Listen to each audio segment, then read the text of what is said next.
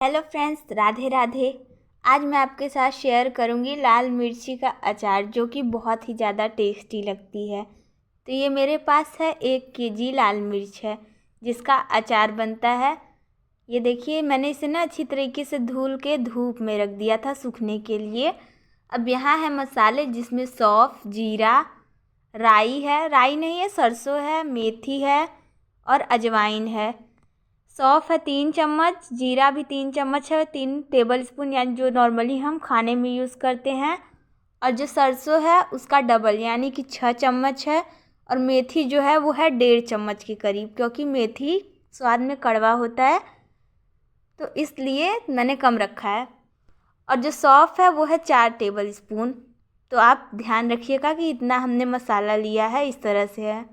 तो इसे हम एकदम अच्छी तरीके से भूनेंगे, ड्राई रोस्ट हमें करना है अच्छे से। तो मसालों में ना मैं आपको दिखाना भूल गई, क्लिप पता नहीं कैसे छूट गया। मैंने 5 से 6 काली मिर्च ऐड किया था, क्योंकि वो मसालों में उसका फ्लेवर बहुत ज़्यादा अच्छा लगता है। तो आप ध्यान रखिएगा कि आप भी काली मिर्च ले लीजिएगा। और इधर है 1 पाव धनिया। तो हम इसे अच्छी तरीके से भूनेंगे, यानी कि 250 ग्राम है वज़न में। इसे भी हम अच्छी तरीके से चटकने तक, और अच्छी खुशबू, जब आपका मसाला भून जाएगा ना तो एक अच्छी सी खुशबू पूरे घर में फैल जाती है। तो आपको पता लग जाएगा कि अब हमारा मसाला तैयार हो गया। तो धनिया को भी अच्छी तरीके से भूनना है आपको, लो फ्लेम पे। जलना नहीं चाहिए कोई भी मसाला, ध्यान रखिएगा। ये जो लाल मिर्च का अचार है ना, खाने में बहुत ही ज़्यादा टेस्टी लगता है सचमुच में। जैसे कि आप कोई सिंपल खाना बना रहे हो, आई मीन टू से दाल चावल जैसे हो गया। तो हम जो इंडियंस होते हैं, हमें स्पाइसी खाना सिंपल खाना की बजाय ज़्यादा पसंद होता है। तो जो सिंपल सा दाल चावल होता है उसका भी ये टेस्ट और ज़्यादा इन्हेंस कर देता है ये जो अचार है। तो आज हम बनाएंगे मिर्ची का अचार, जो कि बहुत अच्छा लगता है।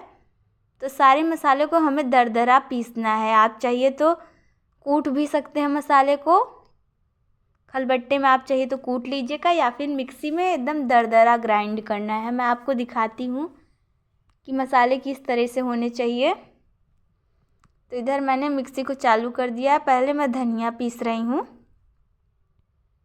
अगर आपके पास पीली सरसों है तो ले लीजिएगा, मेरे पास नहीं थी तो मैंने उसे स्किप कर दिया है। अगर हो तो आप ना 2 चम्मच पीली सरसों और 2 चम्मच ही आपको ले लेना है काली सरसों। मैंने काली सरसों लिया है। और जो अचार होता है ना, कोई भी अचार हो, उसका टेस्ट सिर्फ़ और सिर्फ, देखिए मेरा मसाला गिर गया तो मैंने उसे उठा लिया था बाद में। अचार का टेस्ट जो है ना, सिर्फ़ और सिर्फ सरसों के तेल में अच्छा लगता है। तो इधर मैंने ना आम जो होता है वो सूखा के रखा था। जब भी मैं अचार बनाती हूँ तब मैं ऐसे ही आम यूज़ करती हूँ। मैं कोई पाउडर नहीं ख़रीदती हूँ, आमचूर पाउडर। अगर आपके पास ना हो तो आप आमचूर पाउडर ले लीजिएगा। तो मसाले जो थे उसी में डाल के मैंने पीस लिया है। आमचूर पाउडर कम से कम हमारा 2-3 चम्मच होगा, क्योंकि अचार में हल्की सी खटास होगी तभी अच्छा लगेगा। और इधर ये लहसुन है, मैंने जो लिया था लहसुन, उसे भी हम छील के मैंने पीस लिया है। अगर आप लहसुन नहीं खाते हैं तो आप अचार में मत डालिएगा, अगर खाते हैं तो डाल लीजिएगा, क्योंकि इससे स्वाद भी और ज़्यादा हो जाएगा और इसमें हमारी सेहत को भी बहुत ही ज़्यादा बेनिफिशियल होगा। तो चलिए अब इसमें डालेंगे 2 चम्मच के करीब हल्दी पाउडर। और अचार में आप अपने हिसाब से नमक डाल लीजिएगा, हल्का सा तेज़ होना चाहिए अचार में नमक। तो इस बात का ध्यान रखिएगा, क्योंकि वो प्रिजर्वेटिव का काम करता है हमारे अचार में। तो हमारा मसाला बनके है तैयार। और इसमें हम डाल देंगे तेल। सरसों का तेल हमें डालना है, मैंने देखिए डाल दिया है, वो भी घर का तेल है, प्योर। तो मैंने सरसों का तेल डाल के ऐसे ही रख दिया है मसाले को, क्योंकि अभी मैंने मिर्ची को नहीं काटा था। तो मेरी जो मिर्ची थी ना, ओवर पकी हुई नहीं थी, यानी कि बहुत जो मिर्ची होती है बहुत ज़्यादा पकी हुई होती है। तो मेरी मिर्ची जो थी हल्की हल्की कड़क थी और बहुत ज़्यादा मोटी भी नहीं थी। तो इधर देखिए, जो ये मिर्ची है इसके पीछे का पार्ट जो है हम निकाल लेंगे, क्योंकि यहीं से हमें मसाला भरना है। और ये जो लाल मिर्ची होती है ना, तीखी नहीं होती। तो आप 2 टेबल स्पून के करीब मैंने डाल दिया कुटी हुई लाल मिर्च। और तब हमें मसाले को अच्छी तरीके से मिक्स करना है। आप ट्राई कीजिएगा इस तरीके से, ये अचार बहुत अच्छा लगता है। तो मिर्ची और सारे मसालों को हमें अच्छी तरीके से मिक्स कर लेना है एक साथ।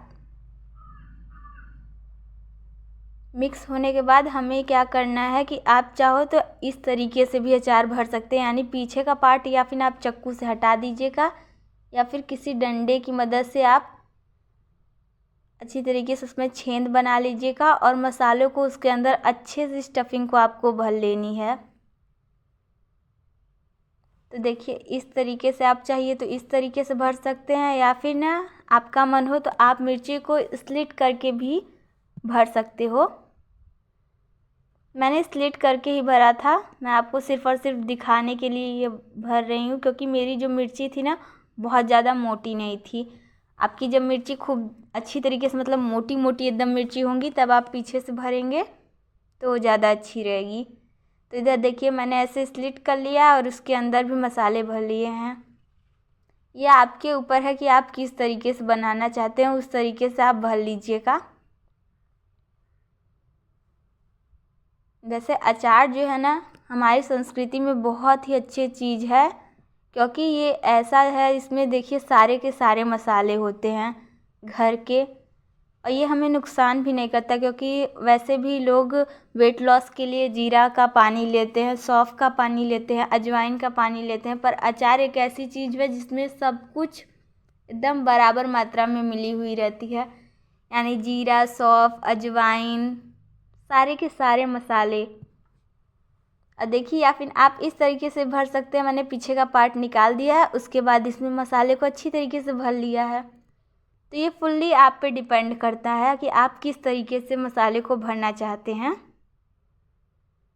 तो इस तरीके से ना मैं सारी की सारी मिर्ची स्टफ़ करके तब आपको दिखाती हूँ।